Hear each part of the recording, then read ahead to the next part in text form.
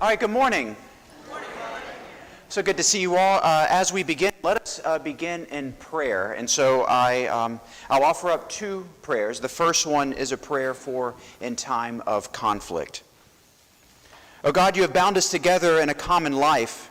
Help us in the midst of our struggles for justice and truth to comfort one another without hatred or bitterness, and to work together with mutual forbearance and respect. Through Jesus Christ our Lord. Amen. And now a prayer for a church meeting. Almighty and everlasting God, first of all, wisdom and understanding, be present with us as we take counsel in the annual meeting of St. Barnabas for the renewal and mission of your church. Teach us in all things to seek first your honor and glory. Guide us to perceive what is right, and grant us both the courage to pursue it and the grace to accomplish it. Through Jesus Christ our Lord. All right, now that I have this thing, I figured to call annual meeting to order. Just a couple of opening remarks. Number one, thank you for your flexibility in coming and meeting here in sanctuary space. We needed the opportunity to record it so that we could email it to all members. We're trying to be mindful of to be here but can't be here. And so this is us kind of being accommodating to them. Number two, and I told the 8 o'clock people this, and I'll tell y'all how my mama told me, okay? Now, don't mess this up, okay? Because I'm letting y'all eat in the sanctuary, okay? So we have people in the back who are marking where everyone is sitting at. And so if after the service, if Mark finds a puddle, we're going to track you down, and, well, you don't want to know. I'm just kidding. No, this is, unnecessary circumstances or unique circumstances, and so be respectful, right? But also enjoy these great sandwiches, and thank you to Phyllis and her team for all they did to put it together. Okay.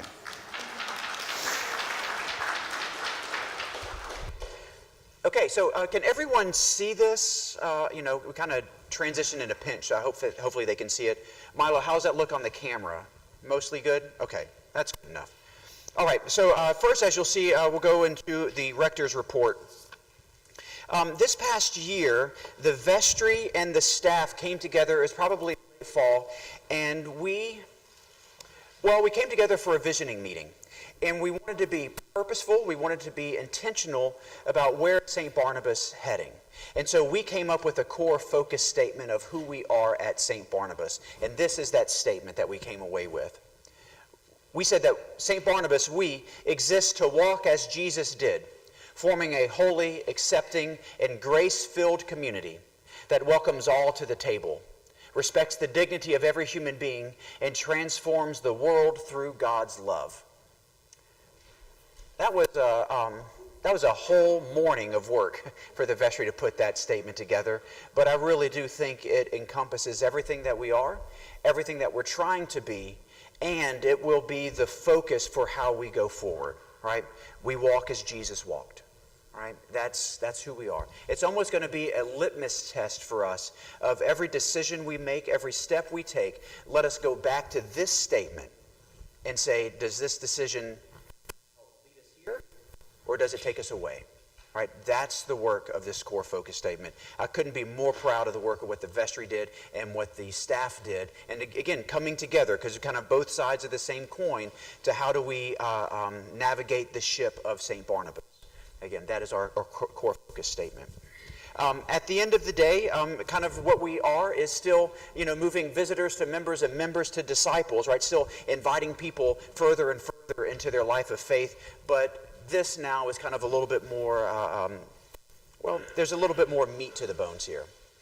Okay, moving on, talking about vestry. First, I want to give a really, really, really big thank you for our outgoing vestry members. Let me make sure I'm not staying here. Brent, Dr. Nick, and Kathy, they served the church for 3 beautiful years, and we're so grateful for their service. Just so y'all know, our senior class, Lori, Keenan, and Felicia. Our middler class now is Rebecca and Sharon and Tedman. And now our new incoming class, and the way that this works is we open up nominations for the congregation to give nominations, and also we look around, we ask around. We try to come up with a slate of about 7 people within the vestry. Then the vestry votes on that list after all the proper vetting and things like that. There are canonical requirements to serve on vestry, making sure all those are listed. And then we come up with our list. And so the vestry presents to you this of Natalie, Hans, and Whitney. And so those moments of this is actually official business here now, okay? And so we don't need a motion because this is technically coming out of committee. And so now basically it is a vote by acclamation. And so all in favor of our new vestry class, please say aye. Aye. Very good. Vestry, welcome. That's official. Really, really excited for the work that they will be doing as they work with us and living into this core focus and everything that we've gone. Okay, just so y'all know, I have asked Sharon to continue on as senior warden. She was our faithful senior warden last year, and it's kind of one of those jobs of it takes almost a year to learn how to do it. And so, and she learned really quick, but she'll also serve this next year as our senior warden. And also, I'd like to introduce our junior warden, Ted. Where are you, Ted? You in here? There he is. If you do anything in serving on Sunday mornings, you talk to Ted because he manages a lot of other stuff behind the scenes, and well, he's going to do a lot more stuff too. And so, Ted, thank you for your service and all that you do. Okay, so in addition to our core focus plan that we did, and you should be able to see this in your annual meeting. I think it's on one of the last pages. There it is. We did a strategic plan for where is St. Barnabas going. We came up with a 1-year plan, a 3-year plan, and a 10-year. Again, when I say that we're trying to be strategic and purposeful about what sort of a congregation we are, you know, the question we asked is, what sort of a presence should we be, can we be, in the year 2035? Right? And we had essentially a dreaming session to paint that picture of what does it look like a decade from now.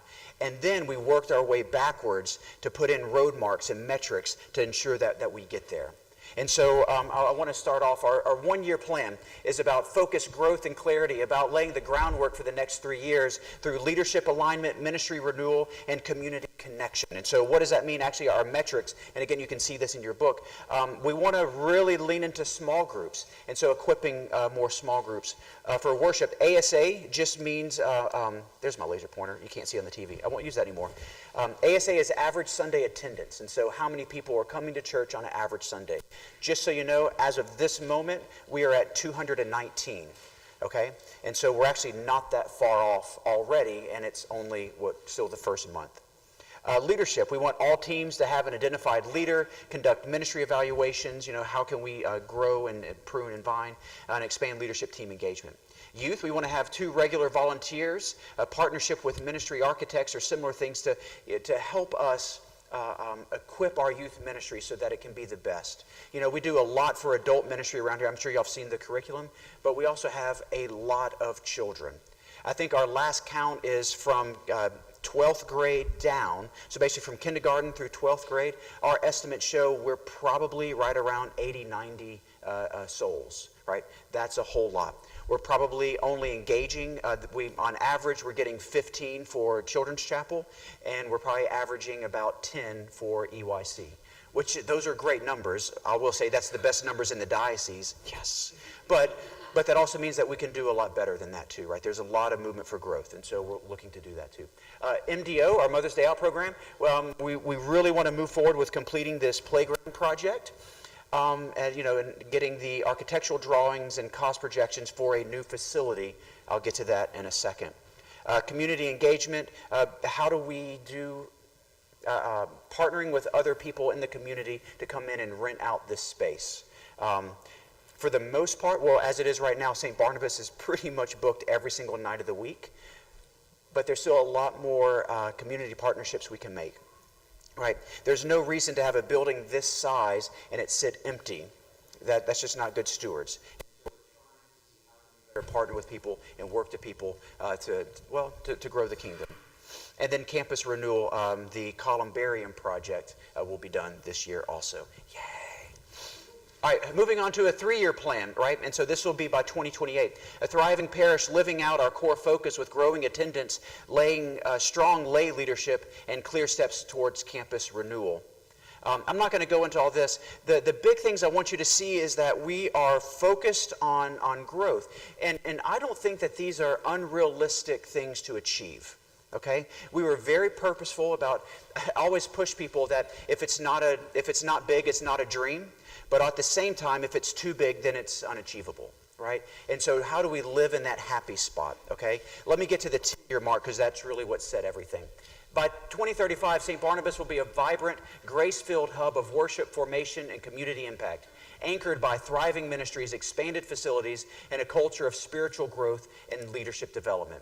What that means is our ASA, I believe, can be over 400 people on a Sunday. For small groups, we want to have over 20 active small groups with trained leaders. MDO, we're hoping to have 150 students enrolled. Currently, we're sitting right at 75 students, right? So we want to double the enrollment of Mother's Day out. The one right? We currently have 75, 73 kids enrolled in Mother's Day Out.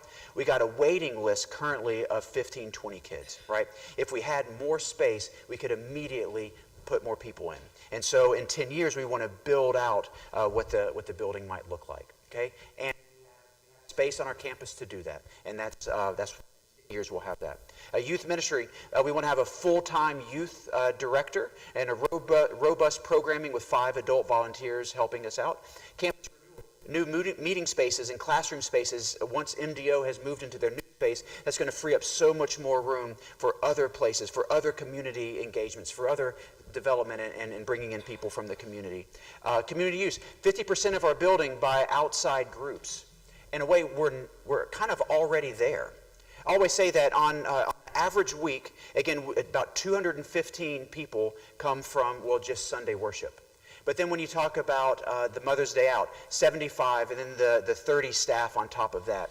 When you talk about how many people come in through our AA meetings, that's another 500 people a week.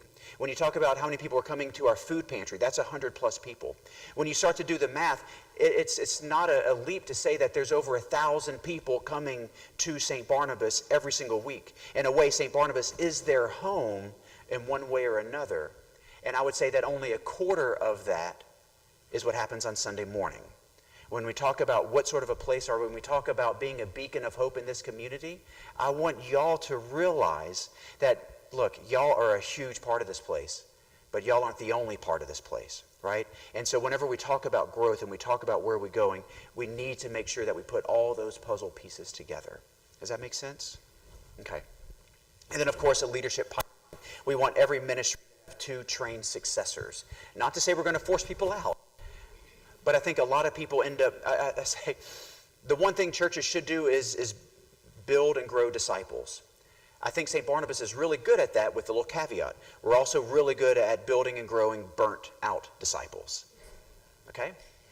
Y'all are laughing because you know it's true. And I think a way that we can better prevent that, because a lot of people I think probably stay in ministry maybe a little longer than they want to, because they feel like if they were to walk away, it would fall apart. Right? And so if we had a leadership pipeline of someone ready to take their place, it'd be more willing and healthier for them to step away, be renewed, and then plug back in another ministry. Right? That's how churches function, and that's what we want to do. All to say, right, I'm really excited about this growth. I know the vestry is really excited about this roadmap. I hope y'all are really excited about it too. And let me just say, if there's a part you don't like, go find a vestry member and tell them. Schedule an appointment and tell me, right? This isn't just our plan. Claudia's already getting Felicia. Right? This isn't our, this is St. Barnabas, right? Y'all are a part of this too. To make sure we talked about this at our annual meeting. Okay, moving on. The next thing I want to talk about, oh, that's an old one. But actually, well, it's not actually old at all. Those are actually still our current numbers. For our ministries that we do, so the food pantry, the inn, and discretionary fund, that's about how much it costs to run those things. Okay? It maybe is, now that I look at it, maybe the N is tweaked just a little bit, but for the most part, that's how much it costs to run those ministries. And I want you to know that those ministries are funded completely by donations of you, St. Barnabas. Okay? There's not an associated budget line with those. Those are 100% funded outside of pledge monies as well. Okay? And so when we often talk about the generosity and the giving of St. Barnabas, I want y'all to know this is why, right? Y'all are very generous. Yes? What is the end? The end, yeah, that is, so the end ministry, Janet Pecco is over it, and she works with other community partners. It's over on Highway 90. It's technically the express end, but what she does is she brings food and groceries and clothing, and also essentially works as a social worker resource for them to help. They're not homeless technically, but they're kind of one step removed from that. And so working with them to help keep them off the streets and things like that. Okay. All right. Next, I want to move to property, which I think might be a little bit out of order from here.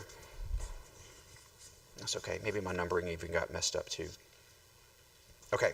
So what I want to talk about property is property committee has been incredibly busy this year.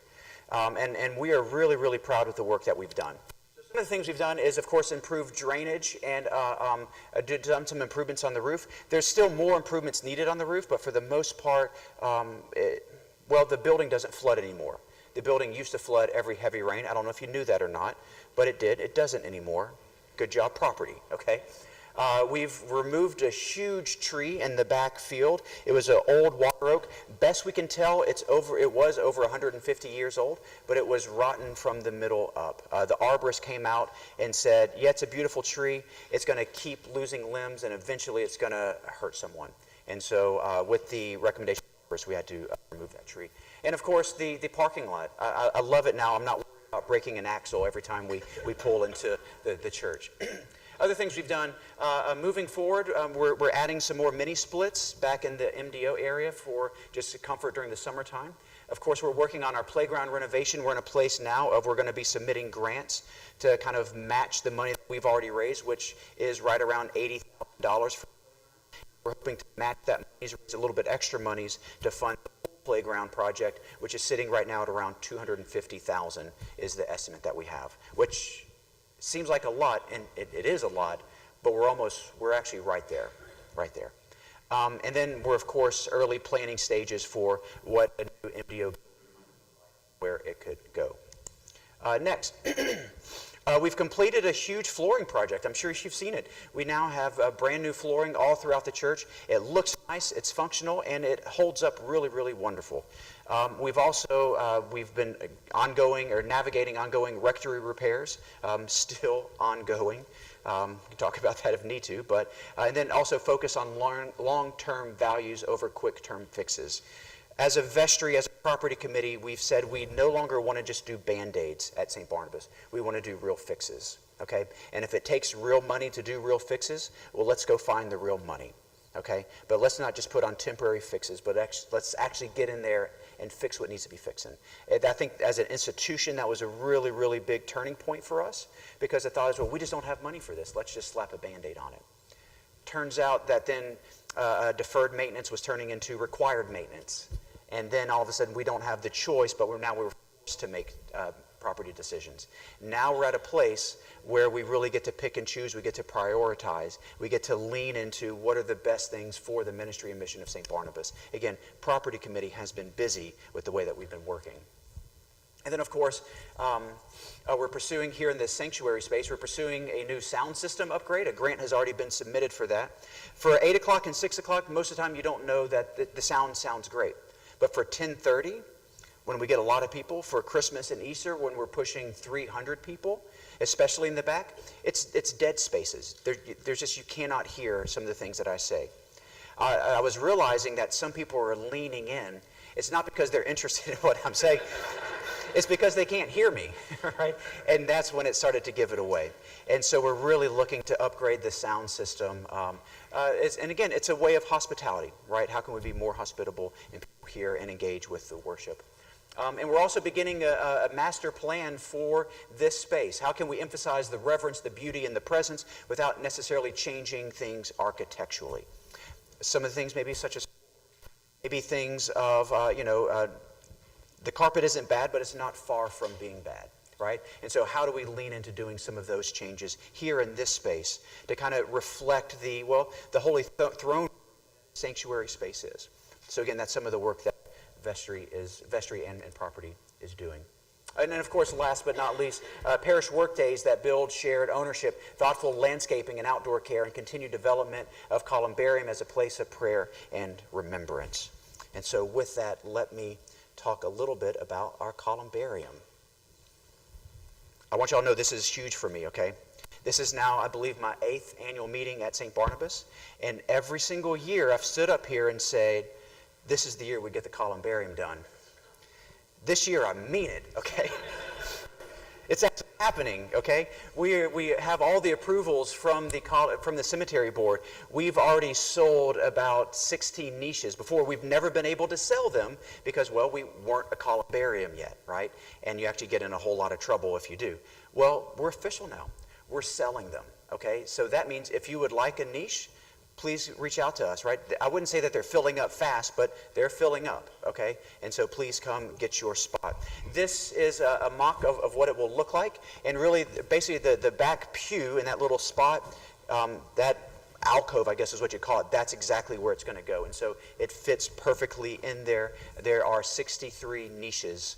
And so there it is. And so please reach out if you'd like to learn more. I think it's a really great opportunity for us to give back. I've had several parishioners come, and they are uncertain of how they're going to pay for their loved one's funeral because of what funeral costs these days. Okay? A niche is $1,600. You can do a double occupancy for an extra $500. Okay? Cremation fees are about $900. All to say that if financially you're worried or you have anxiety about it, you could probably do it for under $5,000, okay? Again, that is a pastoral service for you because we're all going to die, right? And we should all be able to do so with dignity and having an eternal place to be and surrounded by loved ones. And so the columbarium is a place for that to happen, okay? Last thing I have about property is a report on the St. Barnabas Special Appeal, the parking lot. Now, just to remember, it's been maybe a year and a half since we've really talked about this. Here is the total cost of what it was, and so it really involved the parking lot, but there's a couple other extra things we did too. We did do some drainage work, we did paint the church, and we had some parking lot extras, putting in the bumpers, putting in the rocks so people don't keep riding up on the grass and messing up the edge of the parking lot. All said, we're about $152,000 is what that cost, okay? Now, in the process of doing all this, we secured a diocesan loan for $100,000 to cover it, okay? And then this past year, they came back and they forgave $75,000 of that loan. That was huge. That was huge, right? And so, here's where we still sit on it. Now, I put need in the asterisks because currently St. Barnabas has a plan to cover all these costs, okay? I don't want you to think that we don't. We actually do, and as far as the reserve accounts show, they are basically taken care of. But that being said, right, this is still short of that $152,000 mark. And I just want to remind, not to shame, but to remind that annual meeting 2 years ago, we all voted on it, and we all said this project is important, and we all agreed to help support it, okay? And so, being transparent and being respectful of y'all's agreement y'all made, I want to let y'all know that's what we're short. St. Barnabas is able to cover it, but if you're able to help support it still, I encourage you to do so, because that means now $30,000 that we could put to something else, okay? Because right now, it is covered. It is taken care of, but we could use $30,000, name it, right? You got stuff. Gene. It doesn't. That is a separate. So, great question. Hard hat money, if you're not familiar, goes directly to physical plant maintenance reserve. Okay, and so the budget funds That at about $19,000 a year. And so that's, making sure that if a toilet, we have to replace a toilet, or you have to change a light, the normal ongoing maintenance of the church. That's physical plant maintenance. The hard hat goes to help supplement that. It usually is about $7,000 to $8,000 a year is what the hard hat brings in. And so that means that $17,000 plus $8,000, that's what we have for physical plant maintenance. That money is separate from this. Yes? So I assume that these white envelopes at the big PO, that still goes for parking. That does. That's right. So these that we still stick in there, any money that gets put in here and put in the plate, that money still goes directly to the special appeal, the parking lot directly. Yes? If you give to the special appeal realm, that's the same thing? That's right. On realm, one of the things you can scroll down and give to is, you'll see special appeal, that's the parking lot. Okay? You can also write a check, and in the memo line put special appeal, or just put parking lot. Chantel knows where that goes. Okay? Any other questions here? Again, I want y'all to know that financially, St. Barnabas is able to cover it. I think that that's important. I think that that's also being physically responsible, right? Because we still have to be good stewards of the projects we're doing. However, we can still use some help. Okay? That's my point. All right? Anything else? Okay. The big one I think most people wait for is the finance report. Okay. So last year, we budgeted to bring in $357,000 in pledge money. Okay? Our actual that we brought in, $361,000. I believe that's the first time ever in St. Barnabas that we exceeded what we budgeted for pledge. That's incredible, y'all. And when I tell you that kind of opens things up, it opens things up. I'm just now realizing I didn't put this slide in there. That's on me. But we underspent expenses by $10,000. Okay? So I just talked about property. Let me talk about finance. Finance, they run a tight ship. Okay? They have a super tight budget, and we are incredibly thoughtful and intentional about how we oversee our budget. So much so that we underspent by $10,000. And we brought in, whatever that quick math works out to, right? I ought to say we had a really great year this year at St. Barnabas. Okay, so looking ahead for next year, we are budgeting $88,000. And you might say, like, whew, that's a big jump. Someone's feeling a little, huh? Okay. Maybe, maybe not. Okay, so how do we come up with our budget number for pledge? What we do is we take the actual number of monies pledged, and then we multiply it by a factor, okay? Right now it's 95%, and you'll see how we get that in just a second. Well, you can see it right now, okay? So going back historically, we see the percentage of what was pledged. Let me point it.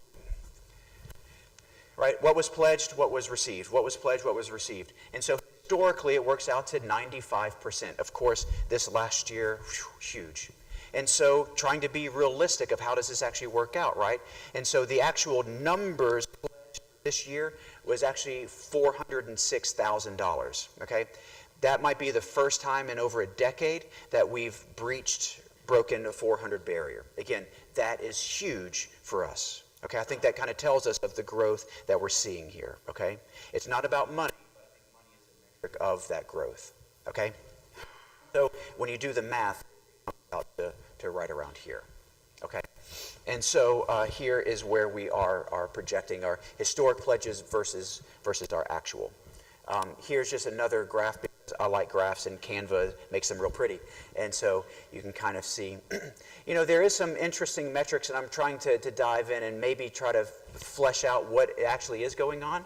So of course you can kind of see the uptick, and this is just, this is reflective of my time as rector. I mean, we have all this stuff to go all the way back, but there's so many things that have changed since then that it almost isn't comparing apples to apples. And so usually when I show this, I show it just as long as I've been rector. But if you look at it, the pattern is a 3-year pattern. That's interesting, and I don't know why, right? But what we do know is that, 2021 was, that was COVID, right? That was that bump. Not sure what this bump is yet, of why it dipped back down, but you can see the intentional growth. All to say that that's things that we're looking at, right? Try to find the undercutting pattern of what's happening. Okay? All right. Moving on, and I believe in your bulletin here, you can kind of see how we've broken out revenues for this next year and how we've broken out expenses of basically how does it come out. So here's the pie chart for revenues, just so you see where does all of our money come from. Well, our budget for this year is $508,000. Okay. Well, most of that money is coming out of pledges, as you would expect, but it's not all the way. That breakdown here in your sheet. I always like to just point it out. This number here is what we call plate, and then non-pledge. So obviously pledge, whenever we do our pledge campaign, that's the money that you say, I promise or I intend, I plan to give this amount to St. Barnabas over this next year. The non-pledge numbers, that number is money that is given to St. Barnabas outside of pledge numbers. So let's say that you pledge this money, but then you're going to give this extra money for a special project. Or maybe someone is giving to St. Barnabas and they never made a pledge. That's reported as non-pledge contributions. I tell you, when we make the budget, that number is 100% made up. It's also made up off of yearly trends going back historically, okay? And so this year it's set at, I believe it's $33,000 is what, $35,000 is what we're projecting. The actual 3-year run is $39,000. We're being conservative and dropping it down to $35,000. The loose offering, which is the lightest blue up there, that is the loose change and dollar bills that just get put in the plate on every single Sunday. That's what loose offering means, okay? Any questions about revenue? Okay, great. All right, moving over to expenses then. Again, as you would expect, majority, just like most organizations, majority of the expenses is personnel, and the other majority is, the second most would be facility and maintenance. Just making sure that that the place runs. And it is an old building, but now it's a well-maintained building, but still that's the amount required for it. I'm trying to think if there's any big things to point out. The way that also broke this out is, so it is personnel, but I don't want to lie to you. So Mark and Bo, our two sextants, their salaries are included in facilities and maintenance. Sean, this is the music. Sean's salary is put there in music. Jennifer, our current youth director, her salary is put into youth and formation. And so, right, I mean, in a way, there is more personnel monies tied up in this, but I think it is closer to look at it of, when you look at it kind of ministerially, of what's the purpose for that money.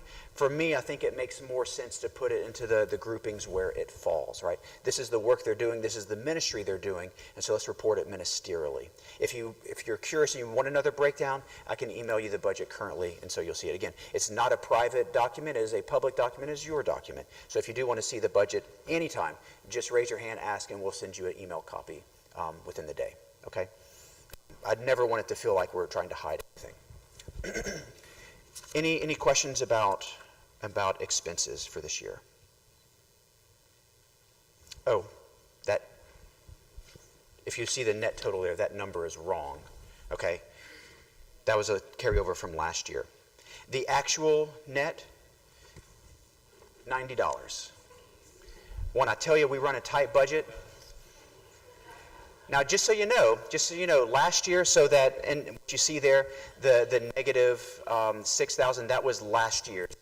Okay, we were projecting last year to finish at negative 6,000. I don't remember the number. Leslie, do you remember the number of what we actually finished last year? I don't remember. I'm so sorry. But this year we're projecting $90. So it's a tight budget, but it's a positive budget, first time in years.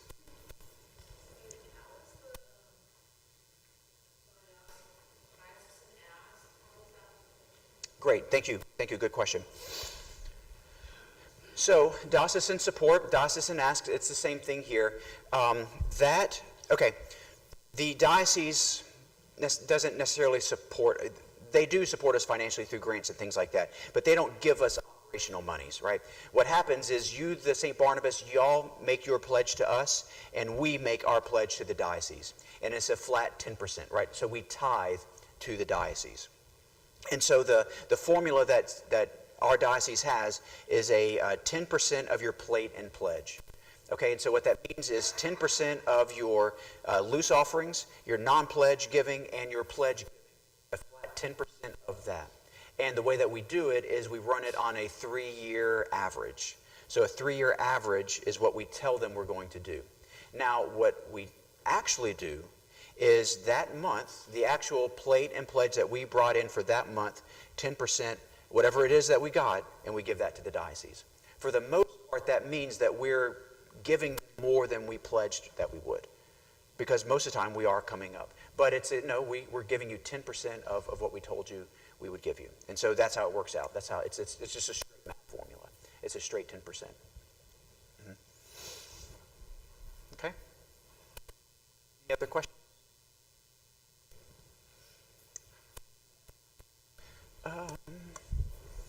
If no questions about budget, the last thing that I have to talk about is, well, so what? What does this mean, right? What is it that you can do, okay? And so I want you to walk away with 2 things, okay? 2 things. Number 1, and this is my sermon for today, invite someone to church, okay? And number 2, get involved in a leadership team. If you're looking for something to do, or you're asking, what should I be doing, that's it, okay? Again, St. Barnabas is in this special moment of we're growing. We're seeing unprecedented growth that a lot of places in the church isn't knowing about, right? And on one hand, I don't think, well, okay, people ask me all the time, Michael, what's your secret sauce at St. Barnabas? All right, what are you doing that others aren't doing? Or what are you doing that we could be doing too? Well, I tell them, well, number 1, my secret sauce is the people at St. Barnabas, okay? And you can't have them, okay? That's secret sauce number 1. Secret sauce number 2 is, it's no secret, I just preach Jesus, okay? But here's what I say. I preach Jesus Christ, we preach Jesus Christ by showing radical love and radical acceptance. Okay, that's how we preach Jesus. And if you were to ask me, what is our secret sauce? And that we preach Jesus. Okay? I don't think it's something special. I don't think it's something, well, it is something special, and it is something life-changing, okay? But I don't think that we're doing something that just no one's ever heard of before. I think we're doing the original stuff that Jesus asked us, right? To love, to welcome, and to go boldly by saying Jesus Christ is our Lord and King. Okay? And we're seeing growth. We're seeing a lot of growth. Right? When you're looking at our 10-year plan, in 10 years we're expecting that on Sunday mornings we'll have twice as many people in here as we have right now. And again, I don't think that's far-fetched. I think we have it in us to do it, which I think is an incredible statement of faith and hope to live into. Okay? So, again, well, what do you do? Well, invite a friend. Right? If this place is as special as we say that it is, well, invite a friend to it. Right? Have someone else. Right? If this place has changed your life, if you've experienced something wonderful here, well, don't keep it to yourself. Right? Share it. So invite a friend. And what we're hoping to do is have more and more opportunities to invite a friend to come and experience this. And then number 2 is to get involved in the leadership team. I will probably say our biggest growing edge for this last year was we could have done leadership teams a little bit better. If you remember, last annual meeting was the first time we introduced it. And we had a lot of people jump in. A lot of people were still doing them. But I think that we could have maybe shepherded that a little bit more. Myself, I could have shepherded those leadership teams a little bit more. But they weren't a total loss, but I think they could have been better. Okay? And so I still think that if you are looking for a way to get involved, this is how you do it. Okay? These are the leadership teams. They are a part of every single facet of what makes St. Barnabas St. Barnabas. Every part of our common life is represented here. And so no matter what your spiritual giftings are, no matter what your purpose is or what you're good at doing, you can find it represented in one of these leadership teams. And so what I would encourage you to do is reach out, and I can put you in charge with the team leader, and maybe you find out what does it mean to be on this team. I will add, what I think it means to be on this team, it's not that you have to do more, right? The responsibility of these teams is to support the ministry of St. Barnabas. I think a really, really great example is, well, hospitality. Let's start with hospitality team because it's first. I want that team to wrestle with this question. How do we encourage and support a spirit of hospitality at St. Barnabas?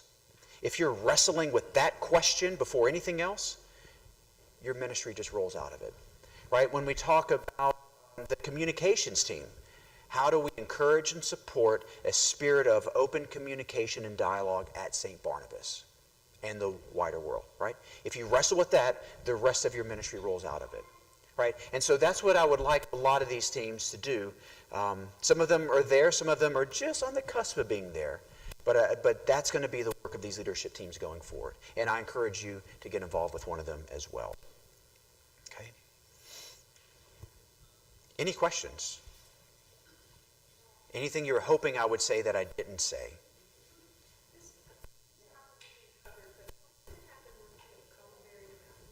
Great question. Number one, we're going to stop calling it a columbarium. Okay. Yeah, being silly. So property and vestry is in the midst of discussing that, right? There's a couple thoughts. One of the thoughts could even be a pet columbarium. That's one of the things discussing. It turns out also the cemetery board, they're open for that. We like openness, and so that might be something we look to do. We're working on some designs of essentially a rounded pergola kind of thing. So the tower is still there, but it's semi-covered, and it could be a meeting place. Maybe it could be a place for, after you get something from the food pantry, a place that you could eat kind of with dignity and meet with folks. So we don't exactly know. What we do know is that slab is about 2 feet of concrete, and so we can't just bust it up. The slab was built right, everything else wasn't, and that's why we couldn't put it there. And the bell tower was right, that's right, yeah. Those were constructed maybe appropriately. The other ones, well, if you hadn't heard this part of the story yet, the reason why we're moving the columbarium inside, well, there's several, but one of them is not necessarily the structural integrity, but, well, the concrete is already failing out there. And the slab, the top slab is already failing, the tin. And so the amount of money and work we'd have to put back into that structure is probably going to cost more than what the columbarium back here will cost. And so we figured it's probably better stewardship to actually just move it inside instead of trying to put more money into that, because it's the whole in perpetuity thing, right? It has to last forever. Well, now that it's inside, it's also now under the property insurance, so we don't have to have a separate claim for it.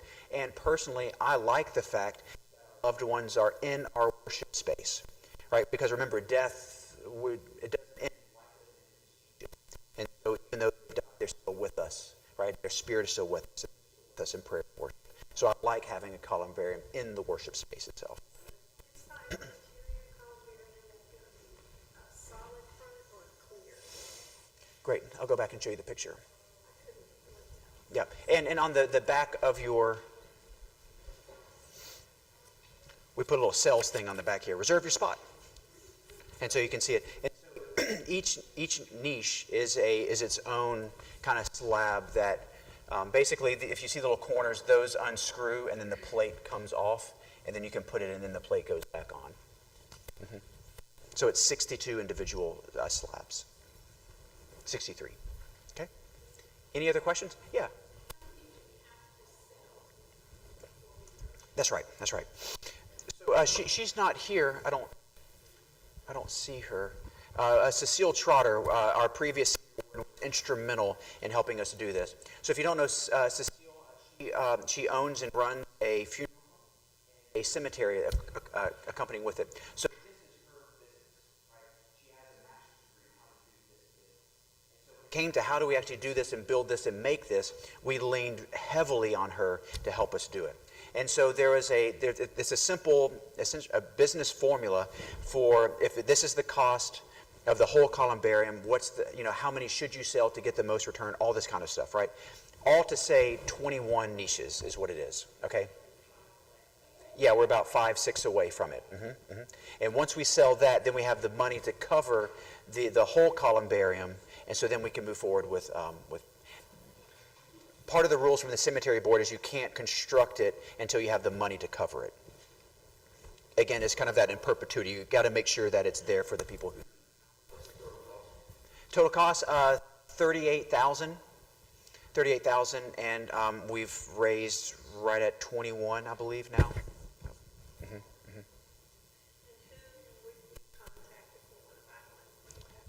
Ellie in the office, and she can get you on my calendar so we can have a conversation, or just reach out and say, hey, I want one. But yeah, there's a little conversation because, well, you get to pick which one you want. He's not here, but Blake Huggard, he says he wants to be right here, so every time I walk by, I kick him and make sure that he's attention. I said, you got it, Blake, I'll do it. Okay. Any other questions? Any other questions? Yeah.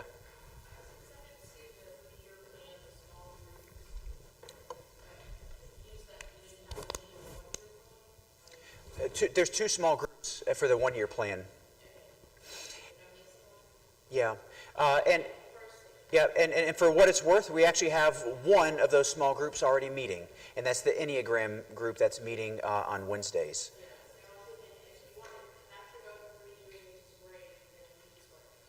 No, and we are. Yep. No, we are. And in a lot of ways, why small groups are going to be important is as we move to this, what we're calling a program model of, that the system is running the church and not necessarily me, right? I'm a part of the system, but previously everything revolved around, well, what does Father say? Well, now it's, well, what does the system say? And the leadership teams are part of that system. But one of the big hurdles of that is kind of your access to pastoral care. Or what's your connection to your family group, to your system? Because once the church gets so big, you can't know everyone in the church anymore. We can try to, but you just can't. And so your kind of, your small group really then becomes that. Building the small groups are going to help facilitate and nurture the spiritual growth of the larger church. And if we're talking about a larger church, the size we're hoping to get to,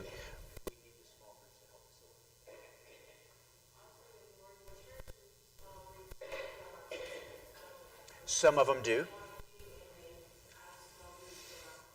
Yeah, no, there's no, a small group, the Enneagram group, right? They meet and talk about the Enneagram. You can have a book study group. You can have a knitting small group, right? You can have a Bible study small group, right? There's no restriction of what a small group can be other than the fact that it's a shared group of people coming for a common purpose. Right. I saw a hand. Leslie, yeah. Well, that's, you kind of answered part of my question. It's like, what is a small group? But you're looking at something that's permanent, not temporary. You don't want something with a start and an end. I think we should be purposeful and intentional about how we do that. But on the other hand, essentially everything is temporary, right? I think if we go into it that this is going to be permanent, we might be hurting ourselves. So, and I'll use that as to talk about this, right? All ministries have shelf lives, right?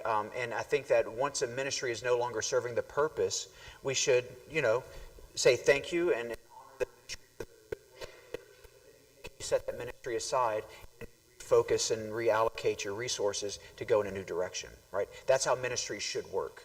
And I think small groups should work the same way, right? If the group dynamic changes or if the purpose for what we're meeting changes or whatnot, well, we should also be able to reallocate resources and refocus. And so I don't think that anything besides the kingdom of God is permanent, and we should probably think of it in more of that temporary space. Does that help?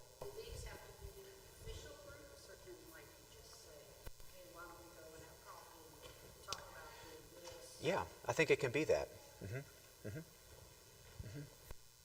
Yeah. Anything else? Oh, hey, Jacob. So like a good example would be like the pilot program for this college study group that we started this past. Yeah, no, that can definitely be a small group, right? So, It evolved over time because obviously you don't stay in college forever. So we this past week was the very first one we did. It was Thursday evening, and I think we're going to try to keep it Thursday evening, but Thursday evening study hall. And so it was in the library, and it's for college-age kids to come and kind of place off campus in a beautiful library. And we wanted to see kind of the involvement, the engagement, but I think that could be a really great small group that continues to come. And, what could it grow into? Well, people could volunteer hey, I want to cook supper for these people, or I want to, whatever it might be, bake cookies, or, I think the top end is volunteer. Yeah, no, that's right. And so it's, right, we still have our Canterbury ministry, which is tied to the Wesley ministry on UL campus. And not to say that we're trying to compete with that, because we're not, because we are still involved in that ministry. But this one is really kind of more St. Barnabas, and for anyone college age, not just UL. And so I think it reaches some of the similar but also different group at the same time, right? It's supporting people inside St. Barnabas. Great. Any other questions, thoughts, concerns? Once, twice, sold. Okay, again, the state of the church is awesome. Last 8 o'clock service, I used the word the church is bussin', and I was told that traditionally that's not how you use that word. That's right, and Tula said that, and I can see, because she's going to hurt herself how much she's rolling her eyes right now. But she said that she's embarrassed to know me, and I just can't wait for Hollis to be that old and do the same thing. No, the church is, we're churching. We're doing the kingdom of God stuff. Yeah. Okay, thank you all. If y'all want more sandwiches, I'm sure there's more. I'm sorry. Yes, Felicia.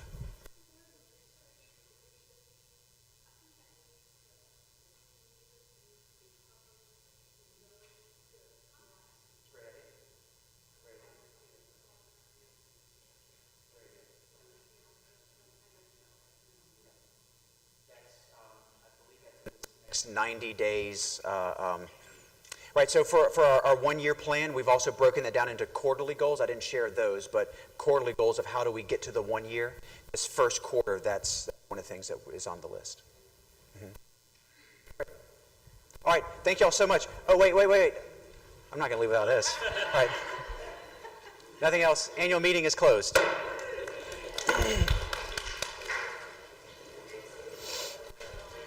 Vestry members, please come up here real quick. Thanks, John.